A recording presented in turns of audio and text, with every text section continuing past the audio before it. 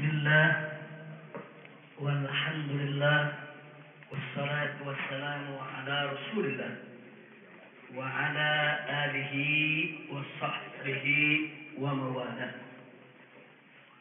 Kepada para habaib, para alim ulama, para kiai, para asatidzah, para pengurus, para aktivis, para simpatisan Front Pembela Islam, jazakumullahu khairal jasa ala hudurikum wa ihtimamikum bihadhil munasabah fi hadhil lailatil thayyibatil mubarakah. Mudah-mudahan tidak pulang kita dari tempat ini kecuali semua dosa kita diampuni oleh Allah. Amin. Semua penyakit kita disembuhkan oleh Allah. Amin. Kita diberikan kebahagiaan dari dunia hingga akhirat. Di ujung acara ini singkat saja saya ingin sampaikan bahwa peringatan Maulid Nabi Muhammad SAW pada malam hari ini sangat istimewa, dan saya bersyukur kepada Allah ini menjadi ajang silaturahmi kita semua. Pertama, saya ada beberapa hal yang ingin saya sampaikan. Yang pertama, saya ingatkan kepada seluruh aktivis Front Pembela Islam, jaga persaudaraan. Kalau ada saudara-saudara kita yang sudah lama berjuang dengan kita, sekali waktu jatuh, berbuat kesalahan, bukan lantas langsung kita menyerah. Ada bajingan, penjahat, perampok, tetap kita wajib mendakwahinya supaya sadar kembali ke jalan Allah. Dan begitu kita sadarkan, kalau dia ikut, luar biasa kita bersyukur kepada Allah. Lalu bagaimana dengan sahabat kita yang sudah puluhan tahun, belasan tahun berjuang di jalan Allah dengan penuh semangat, suatu hari dia jatuh ke lembah maksiat. Jangan gara-gara suatu hari dia jatuh ke lembah maksiat, kemudian kita hantam mati. Kemudian kita hancurkan habis, kemudian kita buat habis. Enggak begitu sudah.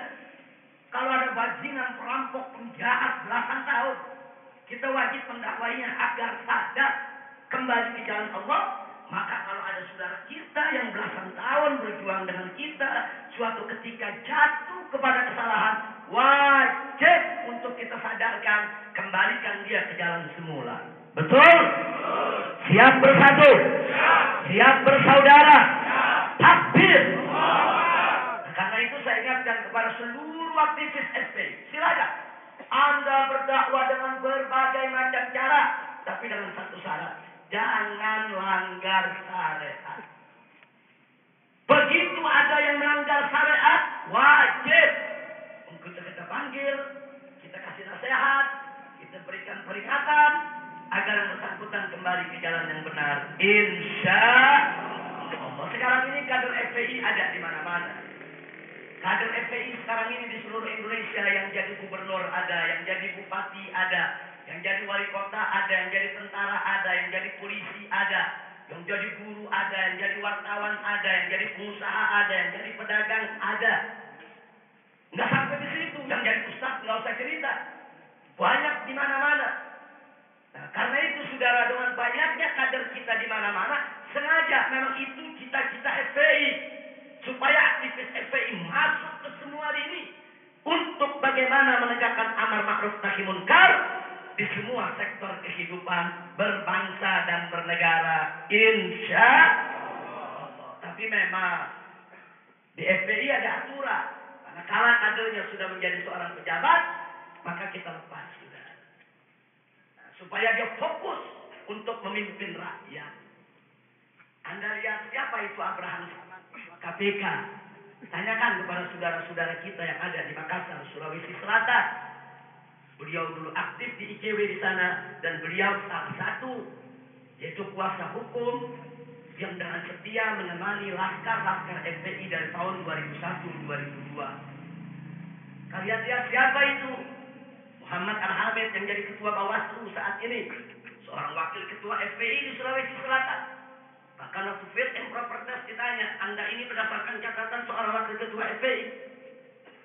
Ini nggak salah Anda mau jadi pimpinan daripada Bawaslu. Apa dijawab? Betul. Saya wakil ketua FPI di Sulawesi Selatan. Apa dosa saya? Apa kesalahan FPI? Nah, kemudian yang menanyakan itu mengatakan tidak, ini kan FPI kan organisasi, ormas yang dikenal anarkis dan lain sebagainya. Nanti kalau Anda jadi pejabat, bagaimana tuh ormas? Kau nggak usah khawatir. Di FPI ada aturan, begitu saya jadi pejabat, saya akan dikeluarkan dari FPI. Dan akhirnya beliau terpilih. Jadi saudara, sengaja kader-kader kita semua di mana tempat, kita minta masuk ke semua ini, ambil alih ini negara. Ini negara tidak boleh dibiarkan dipegang oleh bajingan-bajingan yang merusak. Tidak boleh dibiarkan di tangan koruptor-koruptor yang menggeragoti daripada kekayaan negara. Nggak boleh jatuh ke tangan orang-orang yang khianat, yang bisa membuat rakyat makin melarat. Begitu saya mengajak semua, siap bersaudara, siap bersatu, siap berjuang, takbir. Yang kedua, yang ingin saya ingatkan, saya bangga. Hari ini Kiai Haji Ahmad Sobri Lubis mengingatkan tentang kepedulian kepada kita semua. Baik kepedulian lokal, nasional, maupun kepedulian internasional. Maka itu pada kesempatan ini, saya selaku imam besar Front Pembela Islam menyerukan, menginstruksikan kepada seluruh posko-posko FPI, baik yang ada di Jakarta maupun ada di daerah-daerah lain yang terkena bencana, apakah itu banjir, longsor atau apa saja, segera buka posko kemanusiaan. Segera buka posko kemanusiaan, buka dapur umum, buka MCK, kemudian siapkan genset, di mana ada bencana sering padam lampu, sering kesulitan air, siapkan mesin air untuk bisa disedot air bersih untuk diberikan kepada masyarakat. Buka klinik-klinik pengobatan gratis, kumpulkan dana dari pihak mana saja saudara, yang halal dan thayyiban. Wajib kita peduli kepada saudara-saudara kita yang sedang kesusahan. Kita tidak butuh publikasi, kita tidak butuh televisi, kita tidak butuh konferensi pers, saudara. Yang penting kerjakan dengan ikhlas, bantu orang susah. Insya Allah, Allah akan memudahkan segala urusan kita. Siap bentuk posko kemanusiaan? Nah, karena itu kepada Habib Salon, saya berikan apresiasi penghargaan. Sejak kemarin, beliau sudah mendirikan posko-posko kemanusiaan untuk membantu korban banjir di seluruh pelosok Jakarta. Jadi kita tidak butuh memasuk TV, nggak masuk TV, itu bukan tujuan kita. Kita mencari ridho Allah. Kita mencari ridho Allah. Jangan biarkan saudara kita kesusahan. Nah, maka itu mulai malam hari ini, bubar dari tempat ini semua posko FPI dimanapun Anda berada. Begitu Anda mendapatkan bencana di wilayah Anda, wajib untuk membuka posko kemanusiaan. Bantu apa yang bisa kita bantu, saudara. Siap peduli? Siap peduli? Takbir. Dan bantuan banjir bukan hanya malam hari ini kita kumpulkan. Nah, kita minta semua dai-dai FPI di mimbar-mimbar ceramah mereka di bulan Maulid ini, kumpulkan bantuan untuk korban banjir, untuk bencana yang ada di Syria, di Palestina, di Rohingya, Myanmar. Kumpulkan. Dan alhamdulillah hasil mengumpulkan di mimbar-mimbar, saudara, itu untuk Rohingya kita dapatkan $20.000, 200 juta lebih. Hasil ngumpulin kerecekan, uang receh masyarakat, kita dapat duit untuk Palestina, saudara, juga sama $20.000, lebih dari 200 juta. Belum lagi uang kecerekan yang pernah kita kumpulkan untuk membangun rumah sakit Indonesia di Gaza bersama tim Mercy, saudara. Itu kumpul tidak kurang dari 20 miliar. Bukan lagi 200 juta, saudara. 1 sen pun pemerintah Indonesia tidak membantu membangun rumah sakit Indonesia yang ada di Gaza. Itu bantuan murni dari masyarakat, murni bantuan uang receh, saudara, yang dikumpulkan lewat masjid, lewat musola, lewat langgar, lewat majelis-majelis taklim, dan lewat tablik akbar. Alhamdulillah. Kalau begitu saya mau tanya, jadi kalau kita bersatu sebetulnya mengumpulkan bantuan bisa tidak? Membantu umat Islam bisa? Jadi dalam maupun luar negeri, semua bisa kita bantu dengan kebersamaan. Insya Allah. Yang ketiga, yang ingin saya sampaikan, saudara, keprihatinan ini yang terakhir. Perjuangan Front Pembela Islam melawan minuman keras berlangsung sejak FPI berdiri.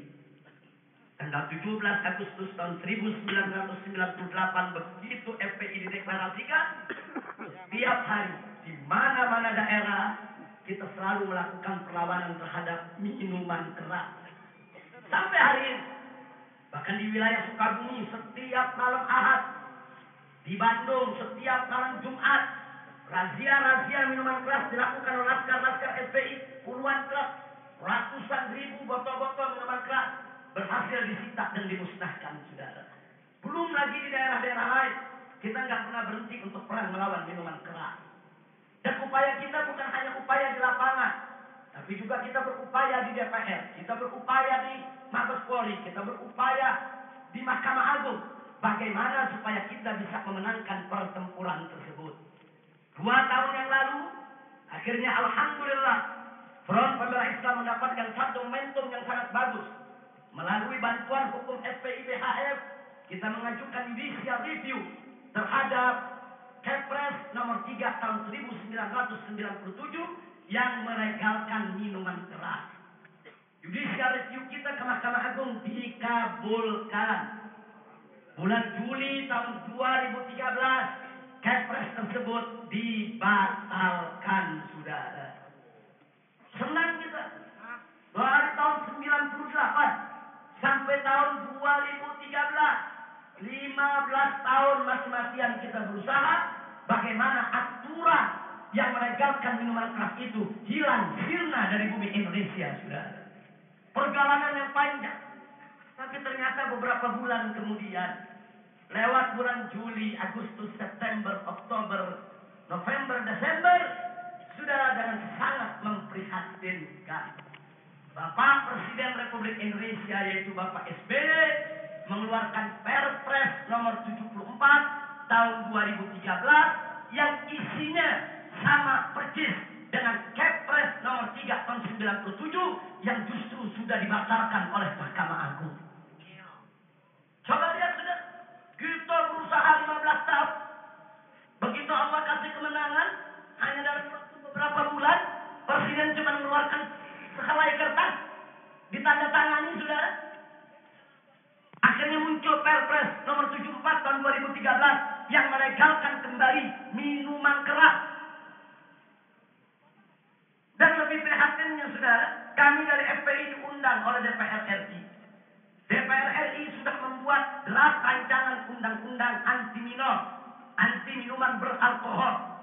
Kita pelajari bersama. Begitu kita pelajari di DPP FPI, ternyata isinya juga sama persis dengan Kepres nomor 3 tahun 97. Jadi saya tidak paham, saudara. Ini Presiden dengan DPR RI bodoh atau pura-pura bodoh? Saya tidak paham, saudara. Loh, kenapa saya katakan tidak paham? Mereka tahu Kepres nomor 3 tahun 97 yang melegalkan minuman keras, kita gugat, kita menang. Tahu-tahu dikeluarkan lagi aturan yang persis yang sudah dibatalkan oleh Mahkamah Agung. Berarti Presiden tidak menghargai putusan Mahkamah Agung. Berarti DPR tidak menghargai putusan Mahkamah Agung. Kita rakyat disuruh patuh hukum. Kita rakyat disuruh tunduk kepada hukum. Kita rakyat diminta untuk taat kepada hukum. Tapi Presiden dan DPR-nya justru berusaha untuk melanggar hukum. Mau dibawa kemana negara ini, saudara? Dan sekarang kita diminta, kalau FPI tidak puas, silakan judicial review lagi. Baik, kalau kami judicial review lagi, 2 tahun, 3 tahun, 4 tahun, begitu kami menang lagi, 1 bulan kemudian, bikin aturan lagi. Nah, kan mereka punya kekuasaan, sudah. Nanti begitu mereka menang, kita diminta judicial review lagi. Kita judicial review lagi, 2 tahun, 3 tahun, 4 tahun. Begitu kita menang, 1 hari, mereka bisa bikin aturan lagi, sudah. Jadi kita dipermainkan. Jadi kita ini dibodohi, dikadali. Kalau begini cara pemerintah, saudara, jangan salahkan masyarakat. Yang tidak radikal menjadi radikal. Yang tadinya tidak ekstrim menjadi ekstrim. Yang tadinya tidak mau melanggar hukum jadi melanggar hukum. Yang tadinya tidak mau berbuat kekerasan menjadi berbuat kekerasan. Sudah. Jadi kita mau diapakan? Kita diminta ke DPR, kita datang ke DPR. Kita diminta untuk menghadap Kapolri, kita hadap Kapolri. Kita diminta untuk ikut prosedur judicial review ke Mahkamah Agung. Kita ikuti, saudara. Kita diminta untuk menahan diri, jangan berbuat anarkis dan kekerasan. Baik, kami koordinasi dengan polisi kalau ingin razia minuman keras, saudara. Polisi yang kami taruh di depan, kami backup dari belakang. Apalagi kita diminta prosedur, sudah kita ikut prosedur. 15 tahun lamanya kita ikut prosedur. Tahu-tahu sekarang kita dikadari begitu aja, dikerjai begitu saja. Inna lillahi wa inna ilaihi raji'un. Nah ini yang kadang-kadang orang jadi berpikir ekstrim. Daripada nuntut lagi 4 tahun lagi, begitu menang dibikin aturan lagi. Begitu dituntut lagi 4 tahun, kita dikadari gitu sama aturan. Akhirnya umat pikir kalau begitu mendingan bakar lagi pabrik minuman keras. Kalau begitu mendingan serbu aja, hancurin semua itu tempat-tempat jual minuman keras. Betul? Kenapa kita menjadi berpikir radikal? Kenapa jadi ekstrem? Karena memang pemerintah dan DPR yang mengajarkan kita untuk ekstrem. Mereka sudah arogan, saudara, tidak menghargai Mahkamah Agung. Mereka sudah arogan, tidak tunduk kepada hukum. Rakyat diminta tunduk kepada hukum. Mestinya Presiden dan DPR tunjukkan contoh dan suri tauladan untuk tunduk kepada hukum lebih dulu, saudara. Karena itu, saudara, berkaitan dengan ini, FPI akan tetap istiqomah, tetap konsisten. Kita akan perang habis-habisan lawan minuman keras. Setuju? Takbir! Allahu Akbar! Jadi Presiden dan DPR ini, saudara, ingin menipu rakyat. Dulu yang dibatalkan Mahkamah Agung tahun 2013 kemarin namanya Kepres tentang miras, pengendalian dan distribusinya. Nah sekarang mereka ganti, Kepres diganti jadi Perpres. Miras, saudara, miras diganti jadi minol.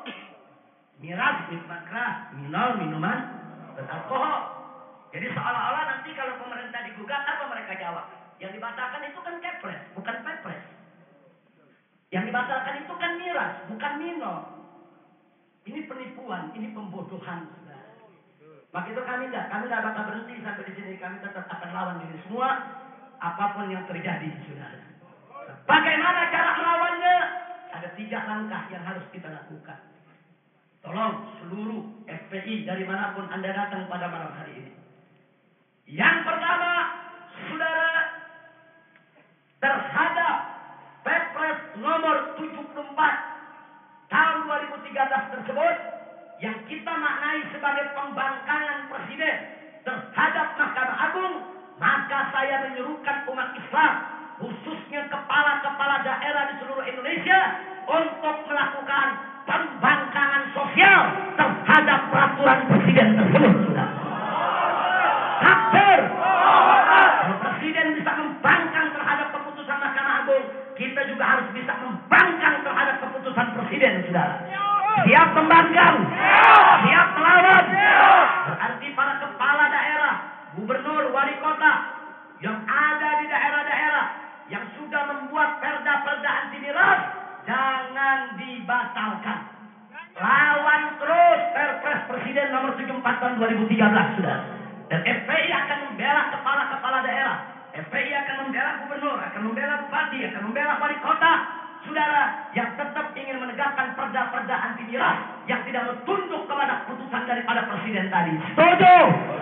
Siap bela gubernur anti miras, siap bela bupati anti miras, siap bela wali kota anti miras. Takbir! Jadi jangan biarkan bupati-bupati tersebut takut kepada Presiden, kemudian mencabut perdanya. Dan saya informasikan, sudah, bahwa di Kabupaten Manokwari, di Papua, di Irian, saudara, itu daerah mayoritas Kristen, bahkan disebut sebagai kota Injil, mengeluarkan perda anti miras. Bahkan dalam perdanya ditulis, saudara, berdasarkan karena Manokwari adalah kota Injil, kota Kristen, maka minuman keras tidak boleh masuk setetes pun juga di Manokwari. Ini kabupaten Kristen, kabupaten kafir, bisa melarang minuman keras sama sekali dari daerahnya. Maka itu saya mau tanya, kalau kabupaten-kabupaten kafir seperti Manokwari dan Kaimana, yang dua-duanya ada di Papua, bisa melarang minuman keras secara total, maka kabupaten dan provinsi-provinsi yang mayoritas Islam dipimpin oleh umat Islam harus lebih bisa untuk melarang minuman keras. Betul? Takbir! Takbir! Karena itu saya amanatkan kepada seluruh aktivis FPI, perda-perda anti miras yang sudah ada di daerah, kawal terus. Kawal terus. Jangan dicabut, jangan dibatalkan, sudah. Dan kalau sampai gubernur dan wali kota dipanggil oleh Menteri Dalam Negeri karena dianggap membangkang kepada yaitu presiden, kita bela rame-rame gubernur, wali kota dan bupatinya, sudah. Siap? Siap? Siap lawan putusan presiden tentang minuman beralkohol? Siap lawan keputusan maksiat presiden? Siap melawan keputusan jahiliyah presiden? Takbir! Itu cara yang pertama, sudah. Cara yang kedua, DPP FPI akan mengambil jalan yuridis formal. Sekarang kita sudah membentuk tim dari bantuan hukum FPI, dan kemarin mereka sudah datang ke rumah sakit tatkala saya dirawat.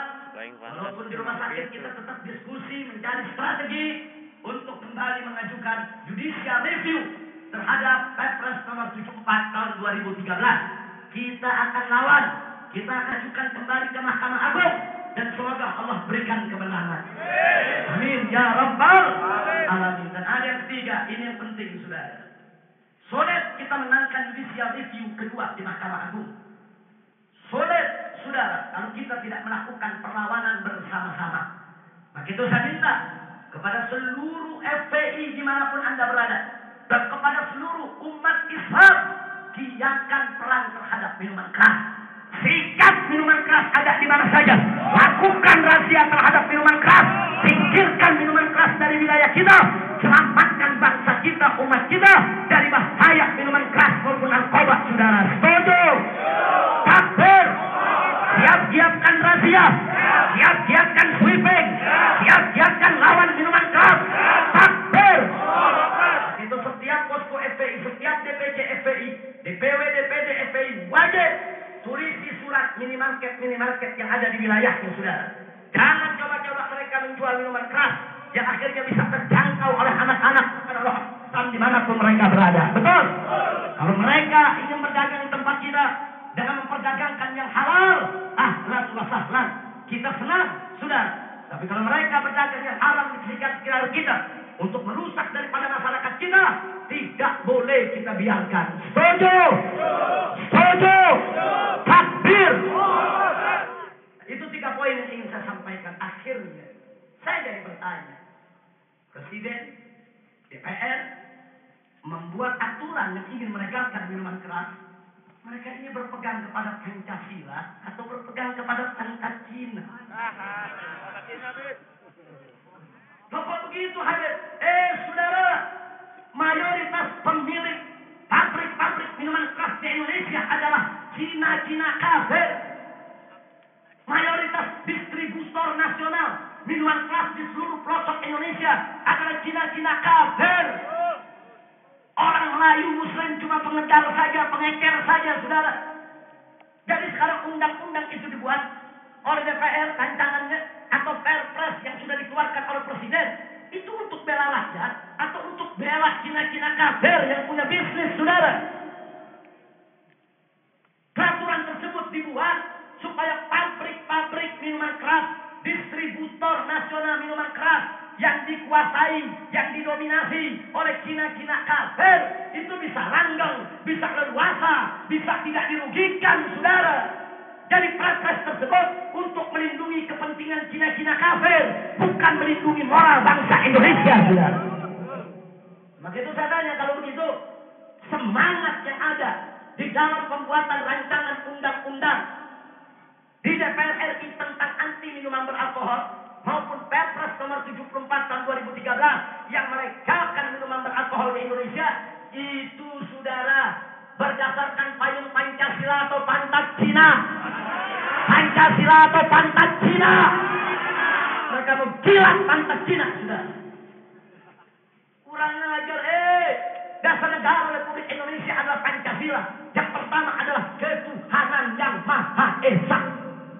Saya mau tanya semua, bicara tentang ketuhanan yang Maha Esa, agama apa yang Tuhan yang Maha Esa?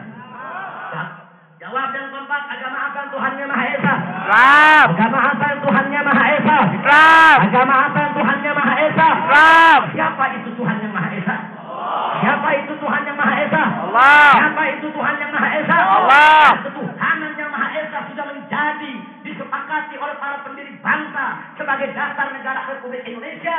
Berarti bangsa Indonesia harus tunduk kepada hukum Tuhan yang Maha Esa. Saya mau tanya, Tuhan yang Maha Esa siapa? Berarti hukum Tuhan yang Maha Esa hukum siapa? Berarti bangsa Indonesia wajib tidak tunduk kepada hukum Tuhan yang Maha Esa.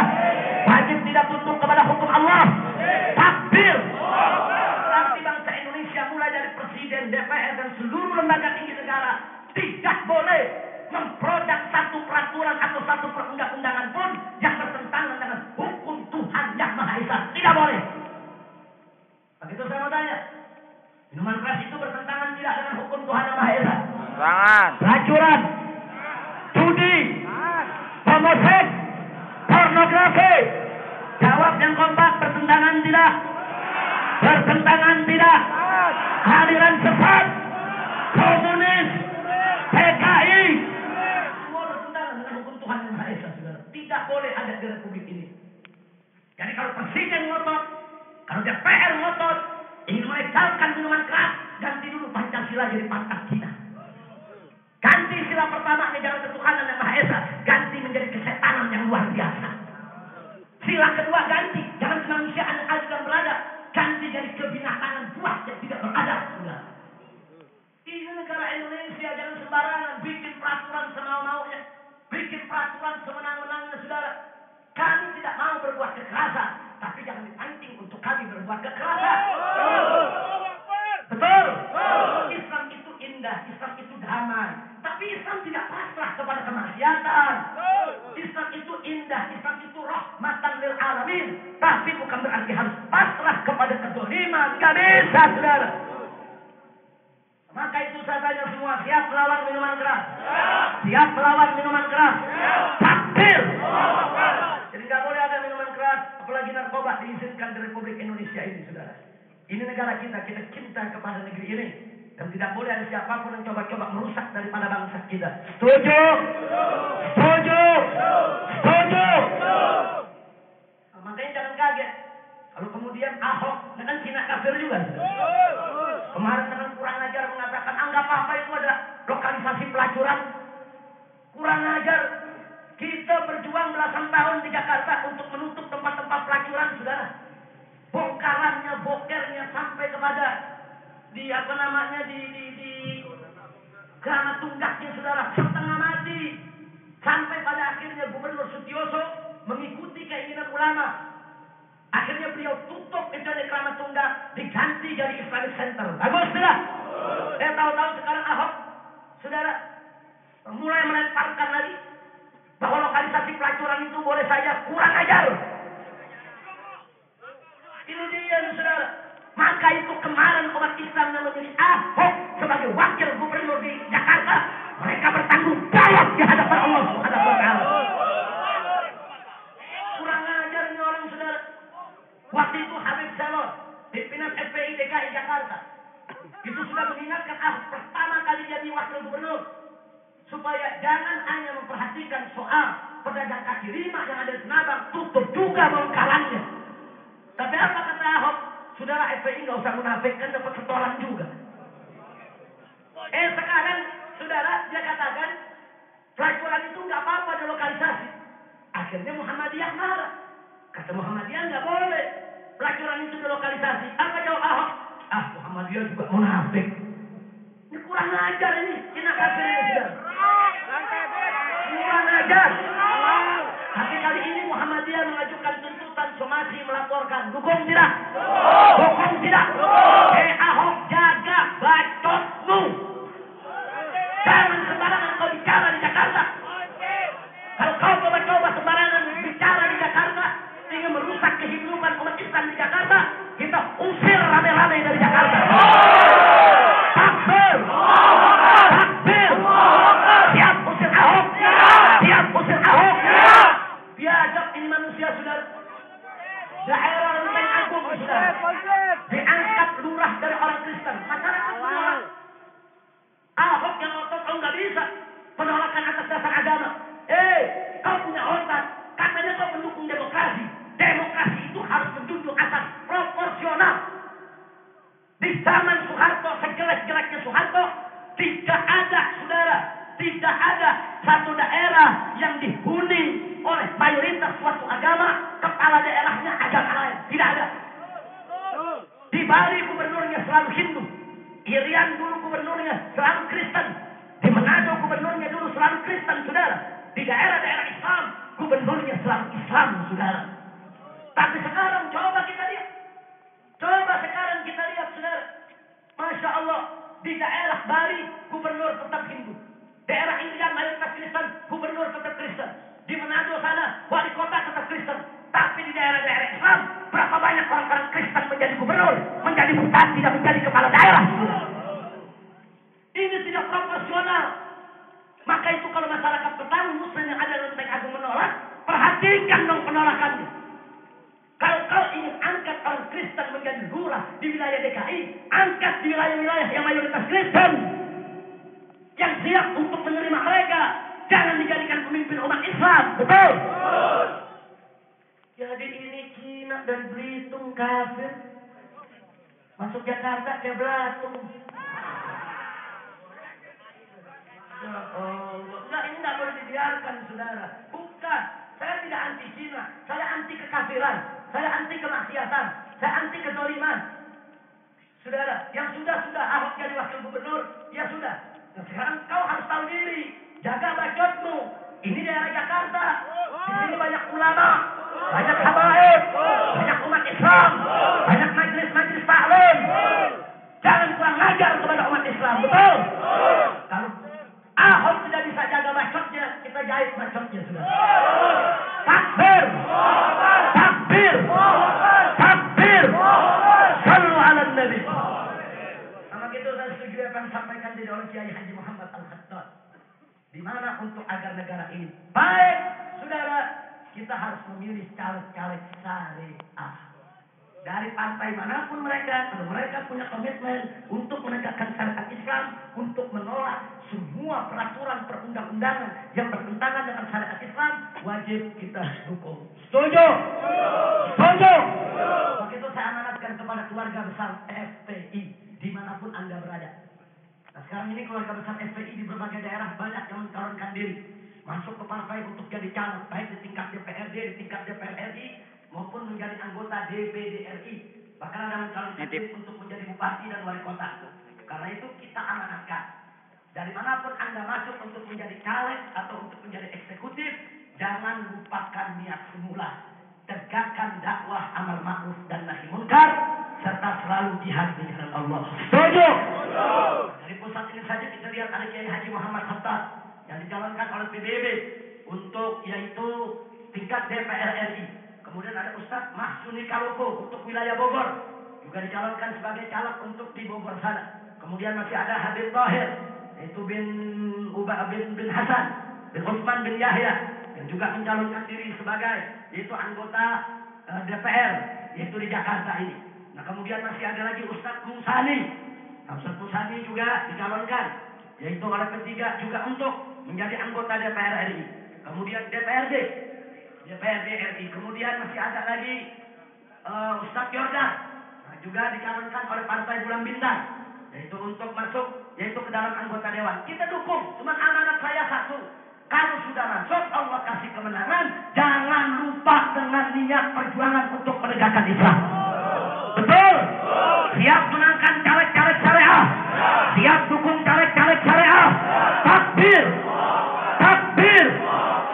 Nah, itu yang saya mau sampaikan pada malam hari ini, saudara. Saya ucapkan terima kasih.